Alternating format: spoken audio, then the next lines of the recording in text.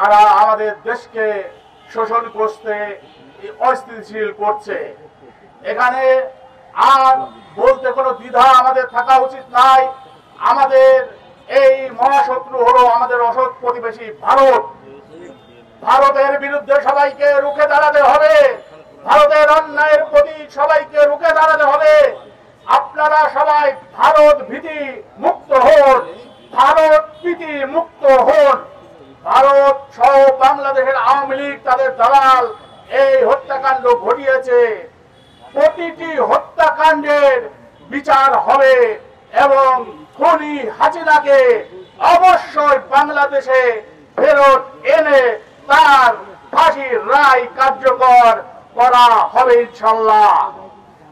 আমি স্পষ্টভাবে বলতে চাই যে ভারত এবং আওয়ামী লীগকে কোনোভাবেই কোনো অবস্থায় আর ছাড় দেওয়া হবে না। তদন্ত কমিশনের রিপোর্ট প্রমাণ করেছে, দালিলিকভাবে প্রমাণিত হয়েছে এই আগ্রাসী ভারত আমাদের মহাশত্রু। তাই ভারতের বিরুদ্ধে রুখে দাঁড়ানোর জন্য প্রয়োজন হলে আন্তর্জাতিক আদালতে যেতে হবে। প্রয়োজন হলে ভারতের সাথে সমস্ত কূটনৈতিক সম্পর্ক ছিন্ন করতে হবে এবং ভারতের দালাল যারা দালালি করছে, এখনো পর্যন্ত দালালি করেছে, তাদেরকে বিচারের সম্মুখীন করতে হবে। যে সমস্ত ভারতীয়রা